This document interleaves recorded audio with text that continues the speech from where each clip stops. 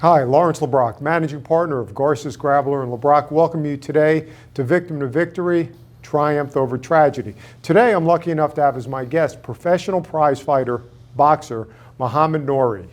Muhammad, welcome to the show. Great to have you. Thank you so much. It's my pleasure. We're going to talk a little bit about your background and where you came from and how you got involved in boxing. Okay. So tell us a little bit, when did you come to this country? I came to USA in 2015, September. And where did you come from? I was living in Dubai before that I was born in Pakistan, and when I was 6 years old, I moved to Dubai. That's where I lived for 5 years, and when I was around 11 years old, that's when I moved to the United States. So tell me, where did you move when you came to the U.S.? We came straight to Woodbridge. That's why I lived in Woodbridge for my entire life yet. So you moved to Woodbridge, New Jersey from Dubai. Yes. And what languages did you speak when you moved here to the United States? I'm able to speak Urdu and Arabic prior to English.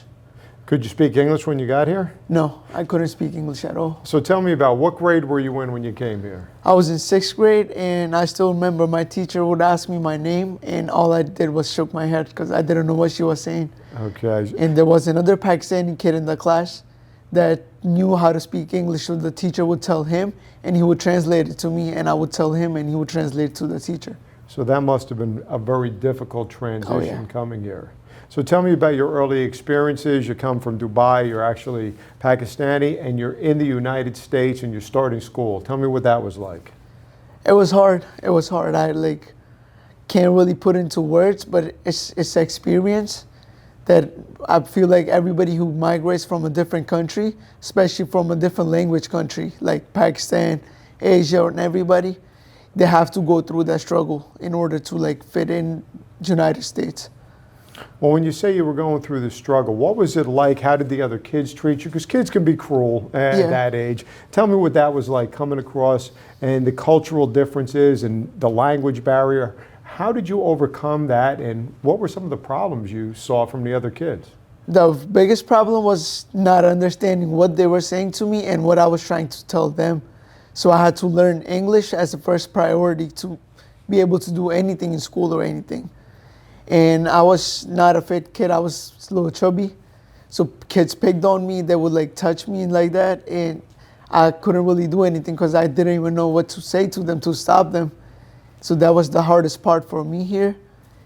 And what I would say is the culture difference was dressing. When I came here, I wouldn't dress up like how the other kids would be dressed up. So that's one thing that I stood out in school too. And that's what made the other kids pick on me as well, because my dressing wasn't like theirs. So what kind of clothes did the kids in school wear as compared to what you would wear? The kids would have jeans, pants on, and normal shoes like Jordans, Timbs, and all that.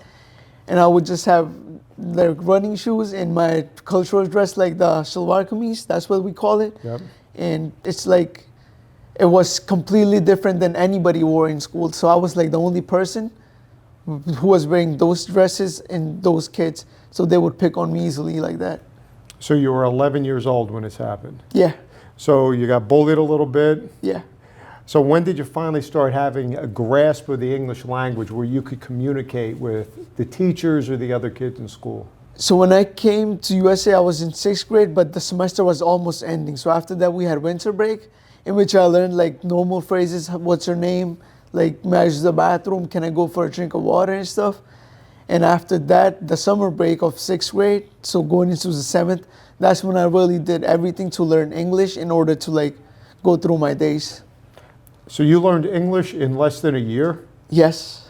That is incredible. And the worst part was, I learned English, then I had to learn the accent because I didn't have an accent. So even if I was able to speak, the kids and the teachers still didn't understand me properly. So the accent thing developed over 2-3 years in high school. Well, you speak English very well now. It took me a lifetime to learn how to speak English, so congratulations. You did it a hell of a lot faster than I did. Thank you. So now, are you close with your family? Yes, really close. Okay, so describe your relationship with your family and how important is that to you? I feel like that's the most important part of my life right now. And not just right now, but every day, since they're the people that brought me up here, since I was born, they took care of me. It's nobody in the United States. We have nobody else except for my younger sister, brother, and my mom and dad. That's all we have right now. Okay, and how old are you now? I'm 21 right now. You're 21. When did you start boxing? When I was 15 years old. And what grade would that be? That was freshman year. Okay, and why did you start boxing? How did, it's not something normal. Hey, I'm 15, I'm gonna start boxing. Like, Right. how did that come about? It's because I wanted to lose weight. So my dad took me to this gym, Title Boxing Club. It was like one of those classes boxing. You go there for 1 hour, they run you through a cardio circuit. You hit the bag and you just get a sweat on to lose weight. I really liked that. Then after that, my dad took me to actual gym, Strategic Combat. Yep. It was in Cerebral. That's where I started boxing, and ever since then, I just love boxing. And It's interesting. My son goes there now. He's 18. My son Oh, goes yeah? to Strategic Combat. Yeah, that's That's interesting. amazing. So you're at Strategic Combat and you start boxing. yes. How does that progress?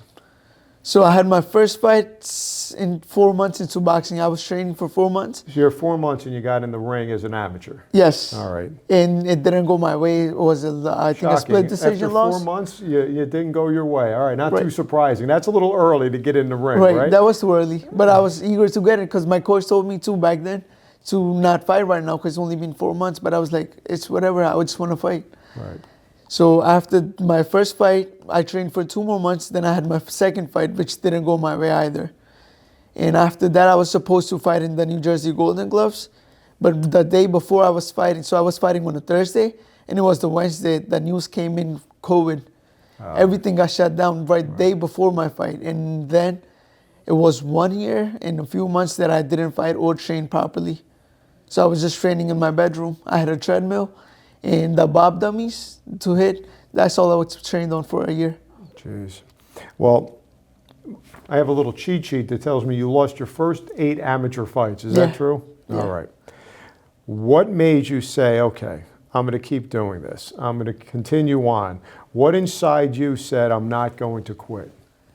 After my second fight, I kind of thought about giving up because as COVID came and everything too, so I wasn't training and I was away from the gym. But for some reason, I just went back to the gym. So I had my third fight, I lost. Fourth fight, I lost. Fifth, sixth, seventh, eighth, all fights I lost. After my 8th fight, when I lost the last one, I thought to myself, why am I still doing this? If it wasn't meant to be, I would have gave up after my 3rd or 4th loss because it's been 2 years now.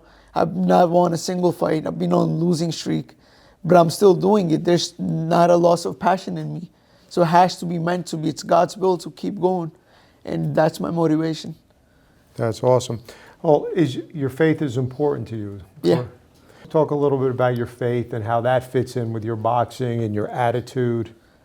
I'm a Muslim, as you can say, and my faith is my strength. I don't talk about my fights or anything that, I'm going to go knock him out, I'm going to go win, because I don't know what's going to happen tomorrow. Only God knows that. So all I have to do is do my part, work hard every single day, and just put all my affairs to God, and He's going to handle it. Whatever comes from Him is a blessing to me. So when you're fighting, you're going back now, I guess you're 16 years old and you're 0-8. Does that sound about right? Or 17? How old are you now when you had your 8 fights as an amateur? I was 19 when I had my 8 fights. Okay. So from 15 to 19, I was on a losing streak. Okay. So 15 and 19, 4 years of working your butt off in the gym, even though a year of that was at home. Right. So you're in the gym constantly. How many days a week and how many hours a day would you train?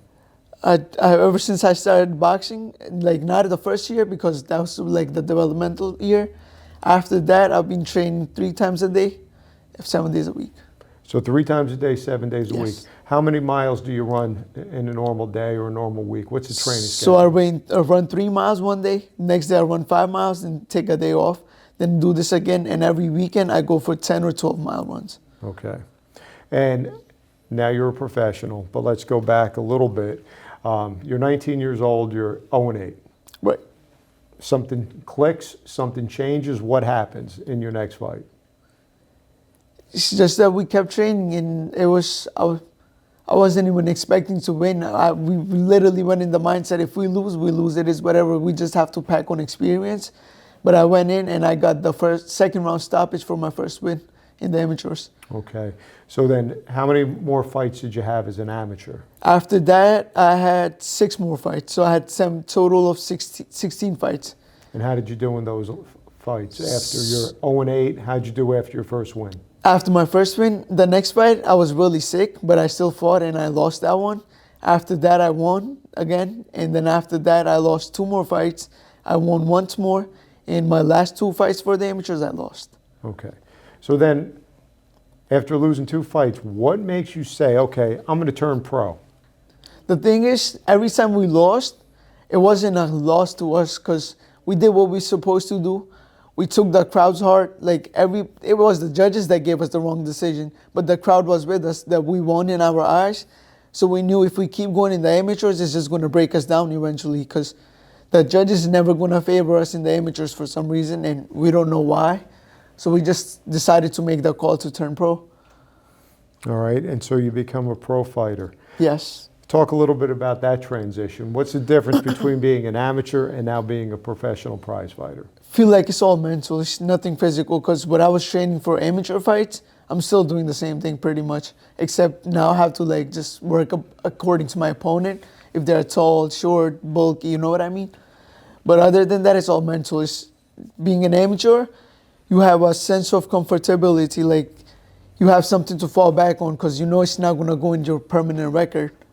As a pro, you have to really have a strong mindset because you know this is your career now. So that's the only part I said this difference. So how do you want this to impact people that know you're a fighter? Do you want this? Do you want to use this as a platform? What is your goal as a prize fighter? Of course, to win boxing matches, but outside the ring, what do you want to achieve? That's a really good question. I want people to know that no matter what circumstances you're going through in life, whether it's from migrating countries to countries or learning different languages, bullying and whatever, there's never a good option to give up. No matter what you are doing, it's always something you have to keep going forward. There's going to be good days, there's going to be bad days, slow days. You just have to have a mindset that whatever's happening is happening to take you to the goal that you have in your mind. And the goal that you have in your mind is not that just anything is from God that's giving you the signal to go forward to it. So tell us some of the other things that you've had to overcome. You talked about you had to overcome, coming to this country, language barrier. You're a chubby kid. So was I, by the way. So you're a chubby kid. You overcome that. You start fighting and you lose your first 8 fights. And you actually had a losing record as an amateur. Yeah. But you never quit. Right. What made you keep going? Just why? You're not that successful as an amateur. Now you're 3-0 as a pro, which is awesome. But you had to get there, man. What kept you going? It's just that I love boxing. You know, it's a different feeling when you get in the ring. It's lonely in there. Like there's nobody. It's you and your opponent. That's it. You know, he's either going to go for your head or you go for his. It's just a feeling that I can't explain. I love that feeling. So every time, even we lost, even though the fights that I did lose, it still made me fall in love with boxing more and more because I was like, I love this feeling. The adrenaline that comes with it, the preparation, the being in the gym 24/7, working out all day, and that weight cut part, then getting in the ring and actually performing in front of all those people, family, is just a feeling that I love, and I would never trade this feeling for anything. Now you mentioned your family. It's you, your 2 siblings, and your parents, right? Yes. Now they must have said to you, Muhammad, maybe you should start thinking about something else. Yeah. There had to be naysayers telling you, maybe this isn't right for you. Maybe you should study harder. Maybe you should go in a different path. Tell us a little bit about that. So that did happen a lot, and I didn't tell them, but I dropped out of college too. So after high school, I went to Middlesex County College. I dropped out and I just kept boxing. I didn't tell my family. One day they did find out, and it was a bad day. But since then, I got back into college because education is as important as doing whatever you want to. No matter what you do, just being educated is just a different level of achievement that everybody should deserve to be educated. You know what I'm trying to say? Sure. So you're still going to Middlesex now? Yes, I'm still enrolled in college now. And what are you studying? Psychology. Okay, good for you. All right, so now your parents weren't on board. How do they feel now? Oh, they're happy now because now they know that I'm in college, and boxing is not just one thing. Because especially the culture we come from, education is really important. So they're happy that I'm boxing enrolled in college as well.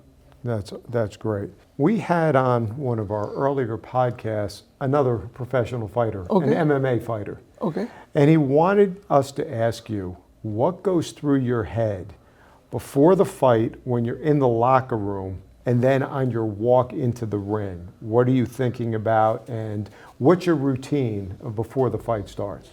Before the fight starts, so we start off with stretching and everything. Then we warm up. Then my coach does pad work with me to run my heart rate up. After that, so 5 minutes before we walk out, I put my jacket and everything on, glove up, tape up. Then I put a scarf on my head that I always walk out with. In those 5 minutes, I don't talk to anyone or anything. I just look down, pray first, and after that, I just keep thinking about what's going to happen in the ring now. Not like what's going to happen in the ring, but what I have to do, like what we worked on. Like, for example, we worked on jab, what I want to do with the jab, what I want to do with my footwork and everything. So that goes through my head for the 5 minutes. Then once we walk out, it's like it's not a blank feeling, but it's a feelingless feeling. Like I don't feel anything during the walkout. I just look at the ring and that's all I look at. That's all. Are you a little nervous when you go into the ring? I used to be, but not anymore. Ever since I turned pro, not anymore. Because it's either we win or we lose. But everything that happens is a blessing. That's my mindset. So I don't get nervous at all. I just get locked in. It's just a feeling of being not thinking about anything else but fighting. That's all. Well, everybody says, well, Mike Tyson's famous quote is everybody has a plan until you get punched in the mouth. Right. So when you go in, do you go in with a plan to attack the fighter that you're fighting? What I always train and what I also tell other fighters in the gym, you can't really have a plan in boxing but if you plan for something and the opponent comes in with something completely different, then now you are kind of screwed because you planned different than what you are now facing. So in order to do something in boxing, you have to know everything in order to do something certain in the ring. Right, so you can counter whatever the person does. Exactly. So you have to make the plan in the first round of what you want to do through this fight now. After the first round, you know what the opponent is bringing into you. So now you have to make your plan and work accordingly. So you have to know every single thing in boxing in order to do something. That's what I believe. Have there been any mentors or people that you look up to or have helped you along the way since you started your boxing career? Not really. Just my coach right now, Johnny Rodriguez. And I look up to my brother, my older brother. So why do you look up to your older brother? Other than, is he taller than you, so you have to look up? Oh, No, I'm kidding. He is But taller how than come? me as well. But he's really hardworking, you know. It's what he came through. He went through the same circumstances as me too. And he wasn't a smart, brightest kid, but like he went through college and everything. He got his bachelor's degree from Rutgers, and he's a civil engineer right now. So it just motivates me that if he did it, he worked hard to do it. It's not like he was talented or gifted with it. He worked hard for everything he has. So that makes me motivate. And how about your coach, Johnny Rodriguez? Everything coach does, it's all like mindset, and he's just a really good person, you know. So he motivates me through his actions, and he does what he says. So if he says something, he does it no matter what. And his mentality, that's what motivates me. All right, let's talk about the future, your goals. How many times a year are you planning to fight? Plan on fighting 4 to 5 times every year. Okay. And then where do you want this to take you? Inshallah, one day become a world champion, undisputed, and that's my goals with boxing. You come from a background of Pakistan, Right. Pakistani culture, and fighting is not really big in Pakistan, is Right. it? Boxing's not a big sport there. Right. What are the big sports in Pakistan? In Pakistan, they're big on cricket and wrestling. Right. These are the only 2 sports that get their attention. So you don't have a huge following in your own community. No. All right. So what are you hoping to do with boxing? Are you hoping to bring that into your community, to open up the advantages of becoming a prize fighter? Oh yeah, definitely. Yeah, that's one of my thoughts, not goals, but like thoughts that take boxing into Pakistan. And should they know about boxing, because previous boxer like Immigrant. They were from Pakistan, but they were UK Pakistani. Right. So they are aware of boxing, but it's not big because they care about cricket and wrestling more. But I do plan on taking boxing into Pakistan one day, introducing it to a better level into the audience, you know. Do you intend to use your boxing platform to promote anything else in the community? Do you want to promote any awareness? What are the goals there? So to promote hard work, not giving up, but that's almost every single boxing story. And perseverance, just stick with it. No matter what you are doing, whether it's boxing or outside of boxing, stick with it. Like, there's gonna be times that you wanna give up, but you have to go through them. Well, tell us some of your stories. You told us some of the things that went through about, being bullied, the language challenges, but talk to some of those challenges, the defeats, things that you personally had to overcome, the mental insecurities in your own head that you had to overcome and say, all right, the hell with this, I'm going to beat this, I'm going to get better. What did you have to deal with personally? Personally, I had to deal with low self-esteem because I was fat and I really wanted to look good in clothes so kids would stop bullying me. So that was one of my hardest challenges, and speaking, because I couldn't speak English and I wanted to speak normally so the kids wouldn't think, oh, he's speaking differently than us, then the person just stands out in that case, you know. So I just wanted to speak normally and look better in clothes. So that was one of my hardest challenges too. And what weight are you now fighting at? I fight at 126 now. And what weight is that considered in boxing? That's featherweight. So as a featherweight at 126, what is your normal walking around weight? I walk around 140 to 145. Clothes fit pretty good now, right? Close, yeah. So you don't have to worry about that. You speak English very well. Right. Do you still have people trying to pick on you anymore? Not anymore. And the kids that used to pick on me, they became my friends after that. It's not like I hold a grudge against them. It's whatever, you know. Because they have some respect for you now. Yeah, exactly. Is there anything else you'd like to tell your fans out there or people that are trying to become boxers? What should they do if they really want to be a boxer? If you really want to be a boxer, just work hard, listen to your coach, and have faith in everything you do. If you lose, it doesn't matter, especially as an upcoming boxer. Amateur boxing is nothing but experience. Pack on as much experience as you can. Go through your losses with a smile and your wins with a smile. There's no arrogance and there's no losing and losing. Just keep through it and keep pushing through it. That's great advice, to learn from your losses. Yeah. Right, and just make the corrections. How about going back to school? You've dropped out of college, didn't tell your parents until you had to. Right. And then now you went back. How is that going for you? It's going really well now. If I can't do 4 classes a semester, I'll do 2. That's what I'm currently doing, 2 classes a semester. And it's easier, plus I'm still educating myself. And do you have a major chosen or? Yeah. I have psychology major chosen right now, and I plan on transferring to Rutgers after this semester ends, next semester actually. So I will have my associates, and then I'll take this to Rutgers and go for further education as well. That would be incredible. I wish you best of luck both in your education as a psychologist or a psychiatrist, whichever way you decide to go, and as well as being the featherweight champion of the world. Thank you so much for coming on Victim to Victory. Thank you so much. It's been my pleasure. Thank you. Muhammad.